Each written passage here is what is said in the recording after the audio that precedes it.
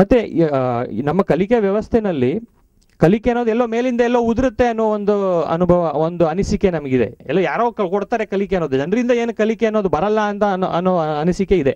ಅದು ಬಹಳ ತಪ್ಪು. ಜನರಿಂದನೇ ಕಲಿಕೆ ಅನ್ನೋದು ಹುಟ್ಟುತ್ತೆ. ಅದನ್ನು ಸರಿಯಾದ ದಿಕ್ಕಿನಲ್ಲಿ ನಾವು ಕರ್ಕೊಂಡು ಹೋಗಬೇಕೆ ಹೊರತು ಪೂರ್ತಿ ಒಂದು ಖಾಲಿ ಒಂದು ಸ್ಲೇಟಿನ ಮೇಲೆ ನಾವೆಲ್ಲಾನು ಬರಿತೀವಿ ಕಲಿಕೆ ವ್ಯವಸ್ಥೆನಲ್ಲಿ ಅಂತ ಅನ್ಕೊಳ್ಳೋದೇ ತಪ್ಪು. ಈ ಒಂದು ದೃಷ್ಟಿಕೋನ ಇಟ್ಕೊಂಡಾಗ ಹೌದು, ಜನರಲ್ಲಿ ಈಗಾಗಲೇ ಇರುವ ಕಲಿಕೆ ಅವರು ಮಾತಾಡ್ತಿರುವಂತಹ ನುಡಿಯಲ್ಲಿದೆ, ಅವರು ಬಳಸ್ತಿರುವಂತಹ ಪದಗಳಲ್ಲಿದೆ ಅನ್ನುವುದೆಲ್ಲ ನಮಗೆ ಅರ್ಥ ಆಗ್ತಾ ಹೋಗುತ್ತೆ. ಇಷ್ಟು ಗೌರವನ ನಾವು ನಮ್ಮ ಕನ್ನಡಿಗರಿಗೆ ಕೊಟ್ಟರೆ ಏನಂತಂದರೆ ಅವರ ಕಲಿಕೆ ಮತ್ತು ಅವರ ನುಡಿ, ಅವ್ರು ಬಳಸ್ತಿರುವಂತಹ ಪದಗಳು ಇವುಗಳಲ್ಲೆಲ್ಲ ಸಾಕಷ್ಟು ಕಲಿಕೆ ಇದೆ. ಮತ್ತು ಅದರ ಆಧಾರದ ಮೇಲೆ ಮುಂದಿನ ಕಲಿಕೆಯನ್ನು ನಾವು ಕಲಿಕೆ ವ್ಯವಸ್ಥೆಯನ್ನು ಕಟ್ಕೊಂಡು ಹೋಗ್ಬೋದು ಅನ್ನುವ ಅನಿಸಿಕೆ ನಮ್ಮಲ್ಲಿ ಹುಟ್ಟಿದರೆ ಮಾತ್ರ ನಾವು ಏಳಿಗೆ ಹೊಂದಕ್ಕೆ ಸಾಧ್ಯ. ಎಲ್ಲಿಂದನೋ ಮೇಲ್ಗಡೆಯಿಂದ ತಂದು ನಾವೆಲ್ಲ ಸುರಿದು ಬಿಡ್ತೀವಿ ಅಂತಾನೆ ಅನ್ಕೊಂಡು ಮುಂದುವರೆದ್ರೆ ನಾವು ಉದ್ಧಾರ ಆಗೋಕ್ಕೆ ಸಾಧ್ಯವೇ ಇಲ್ಲ. ಮತ್ತು ಅದು ಇನ್ನೊಂದು ನುಡಿನಲ್ಲಿ ಇದ್ರಂತೂ ಇನ್ನೂ ಕಷ್ಟ ಆಗುತ್ತೆ. ಇದು ಕಲಿಕೆಗೆ ಸಂಬಂಧಪಟ್ಟಂಗೆ ನಮ್ಮ ಅನಿಸಿಕೆ. ಮತ್ತು ಇಲ್ಲೊಂದು ವಿಶ್ವವಿದ್ಯಾಲಯಗಳು ಮಾಡ್ತಿರುವಂತಹ ಕೆಲಸಕ್ಕೂ ಇಲ್ಲಿ ನಾವು ಮಾಡ್ತಿರುವಂಥ ಕೆಲಸಕ್ಕೂ ಒಂದು ವ್ಯತ್ಯಾಸ ಏನಂತಂದರೆ, ಇವತ್ತಿನ ದಿವಸ ಇದೆಲ್ಲ ಈ ಕಾರ್ಯಕ್ರಮ ಎಲ್ಲ ಮಾಡ್ತಾ ಇದ್ದೀವಿ. ಇವತ್ತಿನ ದಿವಸ ಈ ಒಂದು ವೇದಿಕೆಗೆ ನಾವು ದುಡ್ಡು ಕೊಟ್ಟು ಇದನ್ನೆಲ್ಲ ವ್ಯವಸ್ಥೆ ಎಲ್ಲ ಮಾಡಿದ್ದೀವಿ ಅನ್ನೋದಕ್ಕೆ ಕಾರಣ ಏನಂತಂದರೆ, ಇಲ್ಲಿ ಇಲ್ಲದೆ ಇರುವಂತಹ ಸಾಕಷ್ಟು ಜನ ಬನವಾಸಿ ಬಳಗದ ಹಿತೈಷಿಗಳು, ಬಳಗದ ಹಿತೈಷಿಗಳು ಸಮಾಜ ನೇರವಾಗಿ ಇದಕ್ಕೆ ದುಡ್ಡು ಕೊಟ್ಟಿದೆ, ಇದಕ್ಕೆ ಬೆಂಬಲ ಕೊಟ್ಟಿದೆ. ದುಡ್ಡಷ್ಟೇ ಅಲ್ಲ, ಬೇರೆ ಬೇರೆ ರೀತಿಗಳಲ್ಲಿ ಬೆಂಬಲ ಕೊಟ್ಟಿದೆ. ಅಂದರೆ ಇದು ಕೇವಲ ಭಾಷಾ ವಿಜ್ಞಾನದ ಇಲ್ಲಿ ಕೆಲಸ ನಡೀತಾ ಇಲ್ಲ, ಅಥವಾ ಲಿಂಗ್ವಿಸ್ಟಿಕ್ಸ್ ಕೆಲಸ ನಡೀತಾ ಇಲ್ಲ, ಇಲ್ಲಿ ಸೋಷಿಯಲ್ ಲಿಂಗ್ವಿಸ್ಟಿಕ್ಸ್ ಕೆಲಸ ನಡೀತಾ ಇದೆ. ಸೋಷಿಯಲ್ ಲಿಂಗ್ವಿಸ್ಟಿಕ್ಸ್ ಸೊಸೈಟಿ ಅನ್ನೋದು ಇಲ್ಲಿ ನೇರವಾಗಿ ಇಲ್ಲಿ ಪಾಲ್ಗೊಳ್ತಾ ಇದೆ. ಯಾವ ರೀತಿಯಲ್ಲಿ ಅಂತಂದರೆ, ಹೌದು ಈ ಥರ ಒಂದು ಅಧ್ಯಯನ ನಡಿಬೇಕು, ನಮ್ಮ ನುಡಿಯ ಬಗ್ಗೆ ಸರಿಯಾದ ಮಾಹಿತಿ ನಮಗೆ ದೊರಕಬೇಕು, ಅದರಲ್ಲಿ ಸರಿಯಾದ ಸಂಶೋಧನೆ ನಡಿಬೇಕು, ಅದಕ್ಕೆ ನಾವು ಬೆಂಬಲ ಕೊಡ್ತೀವಿ ಅಂತ ಇಲ್ಲಿ ಇಲ್ದಂಥ ಎಷ್ಟೊಂದು ಜನ ಹಿತೈಷಿಗಳು, ಮತ್ತು ಇಲ್ಲಿ ಇರುವಂತಹ ಎಷ್ಟೊಂದು ಜನ ಹಿತೈಷಿಗಳು ಮುಂದೆ ಬಂದು ಈ ಥರ ಕಾರ್ಯಕ್ರಮನ ನಮಗೆ ನಡೆಸೋದಕ್ಕೆ ಸಹಾಯ ಮಾಡ್ತಾ ಇದ್ದಾರೆ, ಇದನ್ನು ಮಾಡಿಸ್ತಾ ಇದ್ದಾರೆ. ಆದ್ದರಿಂದ ಇಲ್ಲಿ ಒಂದು ಸಮಾಜದ ಪಾತ್ರ ನೇರವಾಗಿ ನಿಮಗೆ ಕಾಣಿಸುತ್ತೆ. ಅಥವಾ ನೀವು ಯಾವುದೋ ಒಂದು ಇಂಜಿನಿಯರಿಂಗ್ ಅಥವಾ ಬೇರೆ ಯಾವುದಾದ್ರು ಒಂದು ವಿಜ್ಞಾನನ ಕಲಿಯಕ್ಕೆ ಅಂತ ಒಂದು ವಿಶ್ವವಿದ್ಯಾಲಯಕ್ಕೆ ಹೋದರೆ ಸಮಾಜ ಏನು ನಿಮಗೆ ದುಡ್ಡು ಕೊಟ್ಟು ನೇರವಾಗಿ ಬೆಂತಟ್ಟಿ ಆಯ್ತಪ್ಪ ನೀವು ಹೋಗಿ ಈ ಥರ ಕೆಲಸ ಮಾಡಿ, ಈ ಥರ ಸಂಶೋಧನೆ ಮಾಡಿ ಅಂತ ಹೇಳ್ತಾ ಇರಲ್ಲ. ನಾವೇ ಮಾಡಿದ್ದೀವಿ, ನಮ್ಗೆ ಯಾರು ಆ ಥರ ಬೆಂತಟ್ಟಿ ಹೇಳಿ, ನಮ್ಮ ಅಪ್ಪ ಅಮ್ಮ ಹೇಳಿದ್ದಾರೆ ಅಷ್ಟೇ, ಆಯ್ತಪ್ಪ ನೀನು ಓದ್ಕೊಂಬಾ ಅಂತ. ಆದರೆ ಇಲ್ಲಿ ಏನಾಗ್ತಿದೆ ಅಂದರೆ, ಸಮಾಜ ಇಲ್ಲಿ ಯಾವ ಒಂದು ವಿದ್ಯೆಯ ಬಗ್ಗೆ ಸಂಶೋಧನೆ, ಯಾವ ವಿದ್ಯೆಯ ಬಗ್ಗೆ ಇಲ್ಲಿ ಚರ್ಚೆ ನಡೀತಾ ಇದೆಯೋ, ಯಾವ ಸಂಶೋಧನೆ ನಡೀತಾ ಇದೆಯೋ ಅದಕ್ಕೆ ಸಮಾಜ ನೇರವಾಗಿ ಬಂದು ಹೌದು ದಯವಿಟ್ಟು ಇದನ್ನು ಮಾಡಿ, ಇದರಿಂದ ಭಾಳ ಮುಖ್ಯವಾದ ಕೆಲಸಗಳಾಗಬೇಕಾಗಿದೆ, ಈ ಒಂದು ಎಲ್ಲರ ಕನ್ನಡ ಅನ್ನೋದನ್ನು ನಾವು ಸರಿಯಾಗಿ ಬೆಳೆಸ್ಕೊಂಡು ಹೋದರೆ ಹೌದು ಇದರ ಮೂಲಕ ಕರ್ನಾಟಕದ ಕನ್ನಡಿಗರ ಏಳಿಗೆ ಆಗುತ್ತೆ, ಆದ್ದರಿಂದ ನಾವು ಇದನ್ನು ಆದಷ್ಟು ಚೆನ್ನಾಗಿ ಮಾಡೋಣ ಅಂತ ಸಮಾಜ ನೇರವಾಗಿ ಇದಕ್ಕೆ ನೆರವಾಗ್ತಾ ಇದೆ. ಇದೊಂದು ಬಹಳ ಮುಖ್ಯವಾದ ಒಂದು ವ್ಯತ್ಯಾಸ ಅಂತ ನಾನು ಅಂದ್ಕೊಂಡಿದ್ದೀನಿ. ಯಾಕಂದರೆ ಇದು ಸಾಮಾನ್ಯವಾಗಿ ಬೇರೆ ವಿಜ್ಞಾನಗಳಲ್ಲಿ ಸಿಗೋದಿಲ್ಲ. ಇಷ್ಟರ ಮಟ್ಟಿಗೆ ನಾವು ಒಂದು ನುಡಿಯ ಒಂದು ಪಾತ್ರ ಏನು ಅಂತ ಅರ್ಥ ಮಾಡ್ಕೊಂಡ್ಬಿಟ್ರೆ ಸಾಕು. ನುಡಿಯ ಪಾತ್ರ ಅಂತ ಅರ್ಥ ಮಾಡ್ಕೊಳ್ಳೋದು ಅಂದರೆ ಸಮಾಜದ ಪಾತ್ರ ಅಂದರೆ ಏನು ಅಂತ ಅರ್ಥ ಮಾಡ್ಕೊಳ್ಳೋದು ಎರಡೂ ಒಂದೇನೆ. ನಮ್ಮ ಸಮಾಜ ಯಾವ ನುಡಿನಲ್ಲಿ ಮಾತಾಡ್ತಿದೆಯೋ ಆ ನುಡಿಯನ್ನು ನಾವು ಸರಿಯಾಗಿ ಅರ್ಥ ಮಾಡಿಕೊಂಡು ಅದರ ಬಗ್ಗೆ ಸಂಶೋಧನೆ ಮಾಡಿಕೊಂಡು ಅದರಲ್ಲಿ ಮುಂದೆ ಹೇಗೆ ನಾವು ಅದನ್ನು ಬೆಳೆಸ್ಕೊಂಡು ಹೋಗಬೇಕು ಅಂತ ಅರ್ಥ ಮಾಡ್ಕೊಂಡು ಹೋಗೋದು ಎರಡೂ ಒಂದೇನೆ.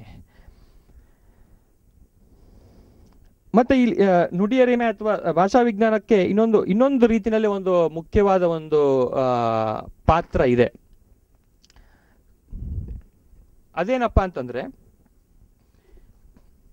ಹಲವಾರು ರೀತಿಗಳಲ್ಲಿ ನಾವು ಅಂದ್ರೆ ಕನ್ನಡಿಗರು ಎಲ್ಲರೂ ಸೇರಿ, ಯಾರೋ ಒಂದು 2-3 ಜನ ಅಲ್ಲ, ಅಥವಾ ಒಂದು 4-5 ಜನ, ಅಥವಾ ಒಂದು ಯಾವುದೋ ಒಂದು ವರ್ಗ ಅಲ್ಲ, ಅಥವಾ ಎಲ್ಲರೂ ಐಟಿ ಕಂಪನಿಗಳು ಇರುವಂಥ ಕೆಲವೇ ಜನರು ಅಲ್ಲ, ಇಡೀ ಕನ್ನಡಿಗರು ಎಲ್ಲ ಸೇರಿ ಕರ್ನಾಟಕ ಅನ್ನೋದು ಎಷ್ಟೊಂದು ವಿದ್ಯೆಗಳಲ್ಲಿ ಮತ್ತೆ ಆರ್ಥಿಕವಾಗಿ ಹಿಂದೆ ಇದೀವಿ ನಾವು. ಇದನ್ನು ನಾವು ಒಪ್ಕೋಬೇಕು ಮೊದಲು. ಈಗ ಹಿಂದೆ ಇರಬೇಕಾದ್ರೆ ಮತ್ತೆ ಒಂದಿಷ್ಟು ಸ್ಪರ್ಧಾತ್ಮಕವಾದ ಒಂದು ಜಗತ್ತಿನಲ್ಲಿ ನಾವು ಮುಂದುವರಿಬೇಕು ಅಂತಿದ್ದಾಗ ನಮ್ಮ ಕೆಲಸವನ್ನು ಆದಷ್ಟು ಬೇಗ ಆಯಿತು ನಿಮ್ಮ ನುಡಿನೆಲ್ಲ ಸ್ವಲ್ಪ ಸರಿಯಾಗಿ ಅದನ್ನು ಸಜ್ಜುಗೊಳಿಸ್ಕೊಂಡು ಅದರಲ್ಲಿ ಇಂಜಿನಿಯರಿಂಗ್ ಇರ್ಬೋದು, ಬೇರೆ ಬೇರೆ ವಿಜ್ಞಾನಗಳಿರ್ಬೋದು, ವೈದ್ಯಕೀಯ ಇರ್ಬೋದು, ಅಥವಾ ಮ್ಯಾನೇಜ್ಮೆಂಟ್ ಇರ್ಬೋದು, ಯಾವುದೇ ಒಂದು ಕ್ಷೇತ್ರದಲ್ಲಾದರೂ ನಾವು ಬಹಳ ಬೇಗ ಮೇಲ್ ಬರಬೇಕು ಅನ್ನೋದಾದರೆ ಆವಾಗ ನುಡಿಯರಿಮೆಯ ಪಾತ್ರ, ಭಾಷಾ ವಿಜ್ಞಾನದ ಪಾತ್ರ ತುಂಬ ಹೆಚ್ಚು ಪ್ರಮುಖವಾಗುತ್ತೆ. ಹಾಗೆ ತಾನಾಗೆ ಒಂದು ಸಾವಯವ ರೀತಿಯಲ್ಲೆಲ್ಲ ಬೆಳ್ಕೊಂಡು ಬಂದಿದ್ರೆ ಆವಾಗ ಪ್ರಾಯಶಃ ನುಡಿಯರಿಮೆ ಅನ್ನೋದಕ್ಕೆ ಅಷ್ಟೊಂದು ಮಹತ್ವ ಇಲ್ಲದೆ ಇರ್ಬೋದಿತ್ತು. ಇವಾಗ ಇಂಗ್ಲೀಷಿಗೆ ತಗೊಳ್ಳಿ, ಇಂಗ್ಲೀಷಿನ ಅಧ್ಯಯನ ಯಾರು ಅಷ್ಟೊಂದು ಮಾಡಲಿಲ್ಲ, ಫ್ರೆಂಚ್ ಅಧ್ಯಯನ ಅಷ್ಟೊಂದು ಯಾರು ಮಾಡಲಿಲ್ಲ, ಅಥವಾ ಸ್ಪ್ಯಾನಿಷ್ ಅಧ್ಯಯನ ಅಷ್ಟೊಂದೇನು ಮಾಡಲಿಲ್ಲ. ಮೊದಲೆಲ್ಲ ಬೆಳವಣಿಗೆ ಆಗೋಯ್ತು ಅವ್ರದ್ದು, ಆಯಾ ನಾಡುಗಳ ಬೆಳವಣಿಗೆ ಆಗೋಯ್ತು. ಆಮೇಲೆ ಅದ್ರ ಬಗ್ಗೆ ಅವರು ಭಾಷಾ ವಿಜ್ಞಾನನ ಅರ್ಥ ಮಾಡ್ಕೊಳಕ್ಕೆ ಹೋದರು. ಅವ್ರವ್ರ ಭಾಷೆ ಹೇಗೆ ನಡೆಯುತ್ತೆ ಅನ್ನೋದು ಅರ್ಥ ಮಾಡ್ಕೊಳಕ್ಕೆ ಹೋದರು. ಎಲ್ಲ ಬೆಳವಣಿಗೆ ಎಲ್ಲ ಆಗೋಗಿ ಕೋಟಿ ರೂಪಾಯಿಗಳನ್ನೆಲ್ಲ ಮಾಡಿಕೊಂಡು ಎಲ್ಲ ಆದಮೇಲೆ ಸಂಶೋಧನೆಗಳನ್ನ ಅವರು ಮಾಡೋಕ್ಕೆ ಶುರು ಮಾಡಿದ್ರು. ಆದರೆ ನಮಗಿಲ್ಲಿ ಅದರ ತದ್ವಿರುದ್ಧವಾದ ಪರಿಸ್ಥಿತಿ ಇದೆ.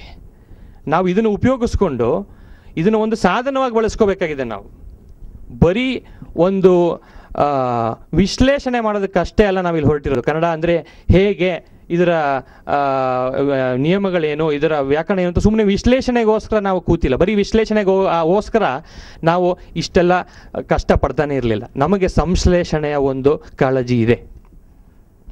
ಇದನ್ನು ಉಪಯೋಗಿಸ್ಕೊಂಡು ನಾವು ಮುಂದೆ ಕಟ್ಟಬೇಕು ಅಂತಿದ್ದೀವಿ. ಆದ್ದರಿಂದ ಇದು ಬಹಳ ಮುಖ್ಯವಾದ ಒಂದು ಕ್ಷೇತ್ರ, ಕಲಿಕೆಯ ಒಂದು ಬಹಳ ಮುಖ್ಯವಾದ ವಲಯ ಅಂತ ನಾವು ಅಂದ್ಕೊಂಡಿದ್ದೀವಿ.